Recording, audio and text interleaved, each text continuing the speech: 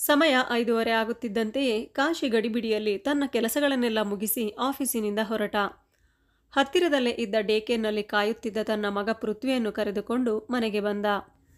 ಬೆಳಗಿನಿಂದ ನಡೆದ ವಿದ್ಯಮಾನಗಳನ್ನು ಅಪ್ಪನಿಗೆ ಒಪ್ಪಿಸುತ್ತಿದ್ದ ಪೃಥ್ವಿ ಮಗನೊಂದಿಗೆ ಮಾತನಾಡುತ್ತಲೇ ಅವನ ಬಟ್ಟೆ ಬದಲಿಸಿ ಅವನಿಗೆ ತಿನ್ನಲು ತಿಂಡಿ ಕೊಟ್ಟು ಕುಡಿಯಲು ಹಾಲನ್ನು ಕೊಟ್ಟ ಕಾಶಿ ಮತ್ತೆ ಹೋಮ್ವರ್ಕ್ಗಳನ್ನೆಲ್ಲ ಮುಗಿಸಲು ಮಗನಿಗೆ ಸಹಾಯ ಮಾಡಿದ. ರಾತ್ರಿ ಅಡಿಗೆ ಮಾಡಿ ನಂತರ ಊಟ ಮುಗಿಸಿ ಮಗನನ್ನು ಮಲಗಿಸಿ ಆಫೀಸ್ನ ಉಳಿದ ಕೆಲಸಗಳನ್ನು ಮಾಡುವಾಗ ದಿನವು ರಾತ್ರಿ 10:30 ಆಗುತ್ತಿತ್ತು. ಮತ್ತೆ ಮಾರನೆಯ ದಿನ ಬೆಳಗ್ಗೆ ಎದ್ದು ಗಡಿಬಿಡಿಯಲ್ಲಿ ತಿಂಡಿ ರೆಡಿ ಮಾಡಿ ತಾನು ತಿಂದು ಮಗನಿಗೆ ತಿನ್ನಿಸಿ ಮತ್ತೆ ಮಗನನ್ನು ಶಾಲೆಗೆ ಬಿಟ್ಟು ಆಫೀಸ್ಗೆ ತಲುಪುವುದು. ಹೀಗೆ ನಡೆಯುತ್ತಿತ್ತು ಕಾಶಿಯ ದಿನಚರಿ. ಒಂದು ದಿನ ಸಾಯಂಕಾಲ ಡೇಕೇರ್ನಿಂದ ಬಂದ ಮೇಲೆ ಪೃಥ್ವಿ ಏಕೋ ಮಾತನಾಡುತ್ತಿರಲಿಲ್ಲ. ಮುಖ ಸಪ್ಪೆಯಾಗಿತ್ತು. ಇದನ್ನು ಗಮನಿಸಿದ ಕಾಶಿ ಮಗನಲ್ಲಿ ಕೇಳಿದ, ಏನಾಯ್ತು ಕಂದ ಎಂದು. ಆಗ ಪೃಥ್ವಿ ಹೇಳಿದ, ಅಪ್ಪ, ನನ್ನ ಅಮ್ಮ ಎಲ್ಲಿ ಎಂದು. ಮಗುವಿನ ಪ್ರಶ್ನೆಗೆ ಏನು ಉತ್ತರಿಸಬೇಕು ಎಂದು ಕಾಶಿಗೆ ತಿಳಿಯದಾಯಿತು. ಅಪ್ಪ, ಇವತ್ತು ಮದರ್ಸ್ ಡೇ ಅಂತೆ. ನಮ್ಮ ಶಾಲೆಯಲ್ಲಿ ಅಮ್ಮನಿಗಾಗಿ ಗಿಫ್ಟ್ಗಳನ್ನು ಮತ್ತು ಗ್ರೀಟಿಂಗ್ ಕಾರ್ಡ್ಗಳನ್ನು ಮಾಡಿಸಿದ್ದಾರೆ ನೋಡು ಎಂದು ಅಪ್ಪನಿಗೆ ತೋರಿಸಿದ. ನಾನು ಗ್ರೀಟಿಂಗ್ ಕಾರ್ಡ್ ಯಾರಿಗೆ ಕೊಡಲಿ ಅಪ್ಪ ಎಂದು ಕೇಳಿದ. ಕಂದ, ಈ ಕಾರ್ಡನ್ನು ನನಗೆ ಕೊಡು. ನಾನೇ ನಿನಗೆ ಅಪ್ಪ, ನಾನೇ ನಿನಗೆ ಅಮ್ಮ ಎಂದ ಕಾಶಿ. ಇಲ್ಲ, ಎಲ್ಲರಿಗೂ ಅಪ್ಪ ಬೇರೆ ಅಮ್ಮ ಬೇರೆ ಇದ್ದಾರೆ. ನನಗ್ಯಾಕೆ ನೀನು ಒಬ್ಬನೇ ಮಾತ್ರ ಎಂದು ಕೇಳಿದ ಪೃಥ್ವಿ. ವಾವ್, ಎಂಥ ಅದ್ಭುತವಾಗಿದೆ ಗ್ರೀಟಿಂಗ್ ಕಾರ್ಡ್, ನೀನೇ ಮಾಡಿದ್ದ ಎಂದು ಮಗನನ್ನು ಕೇಳಿದ. ನಾಳೆ ನಾನು ನೀನು ಇಬ್ಬರು ಹೊರಗಡೆ ಹೋಗಿ ನಮಗೆ ಇಷ್ಟ ಆಗಿರೋ ಐಸ್ ಕ್ರೀಮ್ ತಿನ್ಕೊಂಡು ಬರೋಣ ಎಂದು ಹೇಳುತ್ತಾ ಪೃಥ್ವಿಯ ಮಾತನ್ನು ಮರೆಸಿದ ಕಾಶಿ. ಇದು ಮೊದಲ ಬಾರಿ ಏನಲ್ಲ. ಪ್ರತಿ ಬಾರಿಯೂ ಪೃಥ್ವಿ ಅಮ್ಮನ ಬಗ್ಗೆ ಕೇಳಿದಾಗ ಕಾಶಿ ಯಾವುದೇ ಉತ್ತರ ಕೊಡುತ್ತಿರಲಿಲ್ಲ. ಬಹಳ ತಾಳ್ಮೆಯಿಂದ ಜಾಣ್ಮೆಯಿಂದ ಮಾತು ಮರೆಸಿಬಿಡುತ್ತಿದ್ದ. ಹೀಗೆ ದಿನಗಳು ಉರುಳುತ್ತಿತ್ತು. ಬೇರೆ ಮಕ್ಕಳಂತೆ ತನಗೆ ತಾಯಿಯ ಆಸರೆ ಇಲ್ಲ ಎಂಬ ಸತ್ಯ ಪೃಥ್ವಿಗೆ ತಿಳಿದಿತ್ತು. ಆದರೆ ಅವಳು ಎಲ್ಲಿದ್ದಾಳೆ, ಏಕೆ ನಮ್ಮ ಜೊತೆ ಇಲ್ಲ ಎಂಬುದು ಮಾತ್ರ ಅವನಿಗೆ ತಿಳಿದಿರಲಿಲ್ಲ. ಎಷ್ಟೇ ಪ್ರಯತ್ನಿಸಿದರೂ ತಂದೆ ನನ್ನ ತಾಯಿಯ ಬಗ್ಗೆ ಏನನ್ನು ಹೇಳದಿರುವುದು ಪೃಥ್ವಿಯ ತಾಳ್ಮೆ ಪರೀಕ್ಷಿಸುವಂತೆ ಮಾಡುತ್ತಿತ್ತು. ಪೃಥ್ವಿ ವಯಸ್ಸು ಬೆಳೆದಂತೆಲ್ಲ ತಾಯಿಯ ಮೇಲೆ ಕುತೂಹಲ ಮತ್ತು ಪ್ರೀತಿ ಹೆಚ್ಚಾಗುತ್ತಿತ್ತು. ಆದರೆ ತಂದೆಯ ಮೇಲೆ ಒಂದು ರೀತಿಯ ತಾತ್ಸಾರ ಬೆಳೆಯತೊಡಗಿತ್ತು. ಬೇಕಂತಲೇ ತಂದೆಯ ಜೊತೆ ಮಾತನಾಡುವುದನ್ನು ಕಡಿಮೆ ಮಾಡಿದ್ದ ಪೃಥ್ವಿ. ತಂದೆ ಮಗನ ಮಧ್ಯೆ ಯಾವ ಮಾತು ನಡೆದರೂ ತಾಯಿಯ ವಿಷಯಕ್ಕೆ ಬಂದು ನಿಲ್ಲುತ್ತಿತ್ತು. ಮುಂದೆ ಮೌನ ಇಬ್ಬರಲ್ಲಿಯೂ ಆವರಿಸುತ್ತಿತ್ತು. ವರ್ಷಗಳು ಉರುಳಿದಂತೆಲ್ಲ ಅಪ್ಪ ಮಗನ ನಡುವೆ ಅಂತರ ಹೆಚ್ಚುತ್ತಾ ಹೋಯಿತು. ಪೃಥ್ವಿಯ ವಿದ್ಯಾಭ್ಯಾಸಕ್ಕೆ ಅವನ ಬೆಳವಣಿಗೆಗೆ ಯಾವುದೇ ಕೊರತೆಯಾಗದಂತೆ ತಂದೆ ತಾಯಿ ಎರಡೂ ಆಗಿ ನೋಡಿಕೊಂಡಿದ್ದ ಕಾಶಿ. ಈಗ ಪೃಥ್ವಿ ಇಂಜಿನಿಯರಿಂಗ್ ಕೊನೆಯ ವರ್ಷದಲ್ಲಿದ್ದ.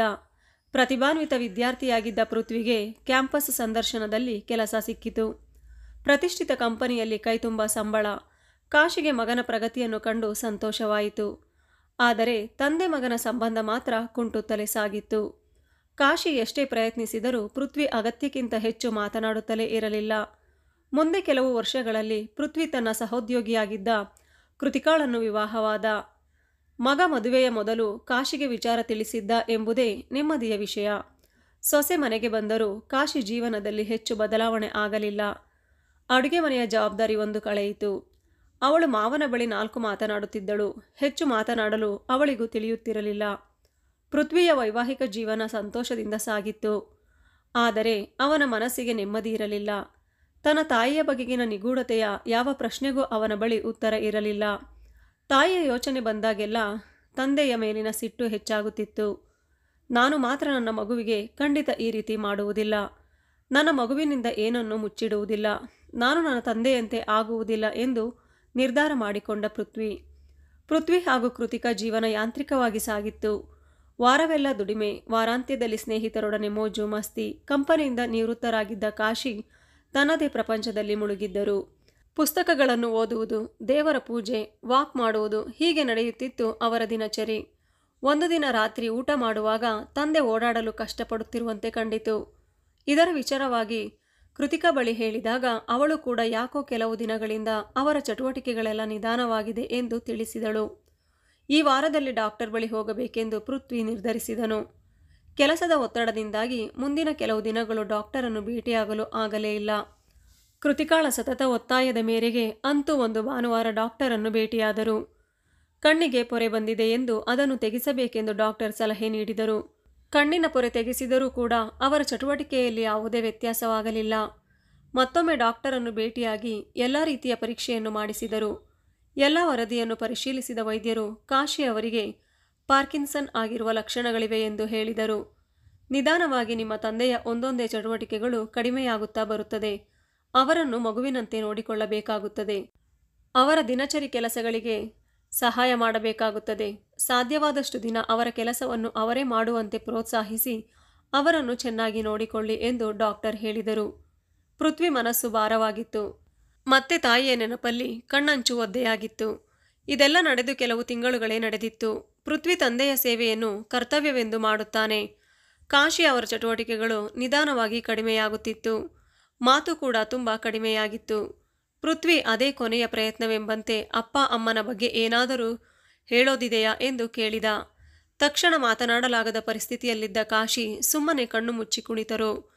ಇದು ಎಂದಿನಂತೆ ಉತ್ತರ ಸಿಗದ ಪ್ರಶ್ನೆ ಎಂದು ತಿಳಿದ ಪೃಥ್ವಿ ಹೊರಡಲು ಸಿದ್ಧನಾದ. ಆಗ ಕ್ಷೀಣ ಧ್ವನಿಯಲ್ಲಿ ಕಾಶಿ ಅವರು ಪೃಥ್ವಿ ಎಂದು ಕರೆದರು. ಎಷ್ಟೋ ವರ್ಷಗಳ ನಂತರ ಪೃಥ್ವಿ ಎಂಬ ಪದ ಕೇಳಿ ಪೃಥ್ವಿಗೆ ಸಂತೋಷವಾಯಿತು. ಕಾಶಿ ತಮ್ಮ ಬೀರುವಿನ ಮೇಲಿದ್ದ ಪೆಟ್ಟಿಗೆಯತ್ತ ಕೈ ಮಾಡಿ ತೋರಿಸಿದರು. ನಿಧಾನವಾಗಿ ಪೆಟ್ಟಿಗೆಯನ್ನು ತೆಗೆದ ಪೃಥ್ವಿ. ಅದರಲ್ಲಿ ಕೆಲವು ಆಸ್ತಿಗೆ ಸಂಬಂಧಿಸಿದ ಪತ್ರಗಳು ಇದ್ದವು. ಇನ್ನೊಂದು ಲಕೋಟೆಯಲ್ಲಿ ಕೆಲವು ಫೋಟೋಗಳಿದ್ದವು. ಅರೆ ಅಪ್ಪ, ಅಮ್ಮನ ಜೊತೆ ನಾನಿರುವ ಫೋಟೋ. ಅಮ್ಮನ ಮುಖ ನೋಡುವ ಕಾತುರದಿಂದ ಫೋಟೋ ಹತ್ತಿರಕ್ಕೆ ತೆಗೆದುಕೊಂಡ. ಅಪ್ಪನ ಮುಖ ಮತ್ತು ತನ್ನ ಮುಖ ನಿಚ್ಚಳವಾಗಿದೆ. ಆದರೆ ತಾಯಿಯ ಮುಖದ ಭಾಗ ಮಾತ್ರ ಚೂರು ಕಾಣದಂತೆ ಕಿತ್ತು ಹಾಕಲಾಗಿತ್ತು. ಪ್ರೀತಿಯ ಪೃಥ್ವಿಗೆ ಎಂಬ ಸಾಲುಗಳು ಕಾಣಿಸುತ್ತಿದ್ದ ಒಂದು ಪೇಪರ್ ಕವರ್ನೊಳಗೆ ಕಾಣಿಸಿತು.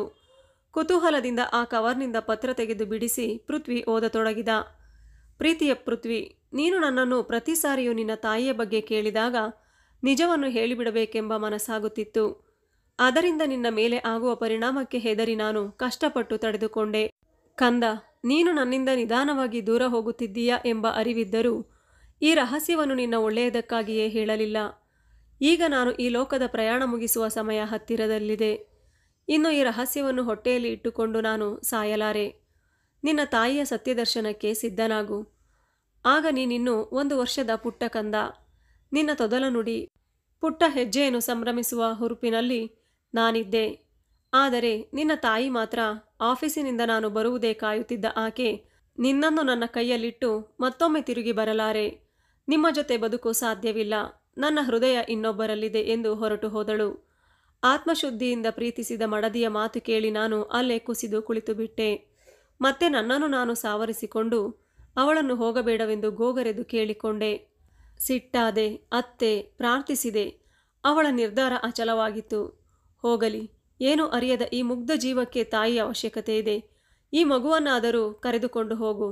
ಅದಕ್ಕೆ 5 ವರ್ಷ ಆಗುತ್ತಿದ್ದಂತೆಯೇ ನಾನು ಬಂದು ವಾಪಸ್ ಕರೆತರುತ್ತೇನೆ ಎಂದು ಬೇಡಿಕೊಂಡೆ. ಅದಕ್ಕೆ ಅವಳು, ಸಾಧ್ಯವಿಲ್ಲ. ನನ್ನ ಸ್ವಚ್ಛಂದ ಜೀವನಕ್ಕೆ ಈ ಮಗು ಅಡ್ಡಿಯಾಗುತ್ತದೆ. ನಿಮ್ಮ ಮಗು ನಿಮಗೇ ಇರಲಿ ಎಂದು ಹೇಳಿ ಹೊರಟೇ ಬಿಟ್ಟಳು. ಮತ್ತೆ ಎಂದೂ ಈ ಕಡೆ ತಿರುಗಿ ನೋಡಲಿಲ್ಲ. ಅನಾಥಾಶ್ರಮದಲ್ಲಿ ಬೆಳೆದ ನಾನು, ತಂದೆ ತಾಯಿ ಇಲ್ಲದ ಹುಡುಗ. ಮನಸಾರೆ ಮೆಚ್ಚಿದ ಮಡದಿ ತಿರಸ್ಕರಿಸಿದ ಮೇಲೆ ನೀನೇ ನನ್ನ ಜೀವವಾದೆ. ನಾನು ಬದುಕಿದ್ದೇ ನಿನಗಾಗಿ. ತಾಯಿಯ ನೆನಪೇ ಬಾರದಂತೆ ನಿನ್ನನ್ನು ಬೆಳೆಸಬೇಕೆಂಬ ನನ್ನ ಆಸೆ ಮಾತ್ರ ನೆರವೇರಲೇ ಇಲ್ಲ. ನಿನಗೆ ಪ್ರತಿ ಗಳಿಗೆಯೂ ತಾಯಿ ನೆನಪಾಗುತ್ತಿದ್ದಳು. ನೀನು ಅವಳನ್ನು ನೆನೆಸಿಕೊಂಡಾಗೆಲ್ಲ ನನ್ನ ಹೃದಯ ಹಿಂಡಿ ಹಿಪ್ಪೆಯಾಗುತ್ತಿತ್ತು. ಏಕೆಂದರೆ ನಾನು ನಿನ್ನ ಆ ನೋವನ್ನು ನೋಡಿ ಸಹಿಸಲಾಗುತ್ತಿರಲಿಲ್ಲ. ನಾನು ತಾಯಿಯನ್ನು ಮರೆಸುವ ತಂದೆಯಾಗಲಿಲ್ಲ ಮಗು. ನನ್ನನ್ನು ಕ್ಷಮಿಸು. ನಿನ್ನ ಜೀವನದ ಈ ಕೆಟ್ಟ ಅಧ್ಯಾಯ ನಿನಗೆ ತಿಳಿದರೆ ಎಲ್ಲಿ ನಿನ್ನ ಮನಸ್ಸಿಗೆ ನೋವಾಗುವುದು. ತಾಯಿಯೇ ಬೇಡವೆಂದ ಮಗು ನಾನು ಎಂದು ಎಲ್ಲಿ ಬೇಜಾರು ಪಡುವೆಯೋ ಎಂದು ಇಲ್ಲಿಯವರೆಗೆ ಹೇಳಿರಲಿಲ್ಲ. ಪೆಟ್ಟಿಗೆಯ ಇನ್ನೊಂದು ಲಕೋಟೆಯಲ್ಲಿ ನಿನ್ನ ತಾಯಿಯ ಫೋಟೋ ಹಾಗೂ ಹಿಂದೆ ವಿಳಾಸ ಬರೆದಿದ್ದೇನೆ. ಅದನ್ನು ತೆಗೆದುಕೋ. ನನ್ನ ಮನದಲ್ಲಿ ಕುದಿಯುತ್ತಿದ್ದ ಎಲ್ಲವನ್ನು ಹೇಳಿ ಇಂದು ನಾನು ನಿರಾಳವಾಗಿದ್ದೇನೆ. ಸಾಧ್ಯವಾದರೆ ತಂದೆಯನ್ನು ಕ್ಷಮಿಸು. ನಿನ್ನನ್ನು ಎಂದೆಂದೂ ಪ್ರೀತಿಸುವ ನಿನ್ನ ಅಪ್ಪ. ಪೃಥ್ವಿ ಪತ್ರವನ್ನು ಓದಿ ಮುಗಿಸಿದ. ಆತನ ನಿಯಂತ್ರಣ ಮೀರಿ ಕಣ್ಣಲ್ಲಿ ಕಣ್ಣೀರು ಹರಿಯುತ್ತಿತ್ತು. ಪೆಟ್ಟಿಗೆಯಲ್ಲಿದ್ದ ಲಕೋಟೆಯನ್ನು ಕೈಯಲ್ಲಿ ತೆಗೆದುಕೊಂಡ. ದೂರದಲ್ಲಿ ಕುಳಿತು ಎಲ್ಲವನ್ನು ವೀಕ್ಷಿಸುತ್ತಿದ್ದ. ಕೃತಿಕಾ ಪೃಥ್ವಿ ಹತ್ತಿರ ಬಂದಳು. ಅತ್ತೆಯ ಫೋಟೋ ನೋಡುವ ಕುತೂಹಲ ಅವಳಲ್ಲೂ ಇತ್ತು. ವರ್ಷಗಳಿಂದ ಕಾದ ಕ್ಷಣ ಅಂತೂ ಬಂದಿದೆ. ಪೃಥ್ವಿ, ನಿನ್ನ ತಾಯಿಯ ಫೋಟೋ ನೋಡಿ ಎಂದಳು. ಕೃತಿಕಾ ಕೈಯಲ್ಲಿದ್ದ ಲಕೋಟೆಯನ್ನು ಹಿಂದೆ ಮುಂದೆ ಒಮ್ಮೆ ನೋಡಿ ಕತ್ತರಿಸಿಬಿಟ್ಟ ಪೃಥ್ವಿ. ಏಕೆ ಪೃಥ್ವಿ, ಹೀಗೇಕೆ ಮಾಡಿದೆ ಎಂದು ಕೃತಿಕಾ ಕೇಳಿದಳು. ಒತ್ತಿ ಬರುತ್ತಿದ್ದ ದುಃಖವನ್ನು ತಡೆಯುತ್ತಾ ಪೃಥ್ವಿ ಹೇಳಿದ. ತಾನು ಒಂಟಿಯಾಗಿ ಉಳಿದು ನನಗಾಗಿ ಜೀವ ಸವೆಸಿದ ನನ್ನ ತಂದೆಯ ಕಣ್ಮುಂದೆ ಇರುವಾಗ ನನ್ನನ್ನು ತಿರಸ್ಕರಿಸಿದ ತಾಯಿಯನ್ನು ನೋಡುವ ಆಸೆ ನನಗಿಲ್ಲ. ನನ್ನ ಮನದಲ್ಲಿ ಇರುವ ತಾಯಿಯ ರೂಪ ಹಾಗೇ ಉಳಿಯಲಿ. ಈ ಜನ್ಮಕ್ಕೆ ಇವರೇ ನನ್ನ ತಂದೆ, ಇವರೇ ನನ್ನ ತಾಯಿ, ಇವರೇ ನನ್ನ ಸರ್ವಸ್ವ ಎಂದು ಕುಳಿತಿದ್ದ ಕಾಶಿಯ ಬಳಿ ಹೋಗಿ ಅವರನ್ನು ತಬ್ಬಿಕೊಂಡ ಪೃಥ್ವಿ. ಅಪ್ಪ, ಇನ್ನು ನೀವು ನನಗೆ ಮಗು, ನಿಮಗೆ ನಾನೇ ತಂದೆ, ನಾನೇ ತಾಯಿ ಎಂದು ಹೇಳಿದ. ಇದು ಇವತ್ತಿನ ಕಥೆಯಾಗಿತ್ತು. ಈ ಕಥೆ ನಿಮಗೆ ಇಷ್ಟ ಆಗಿದ್ರೆ ಒಂದು ಲೈಕ್ ಮಾಡಿ, ಶೇರ್ ಮಾಡಿ. ಧನ್ಯವಾದಗಳು.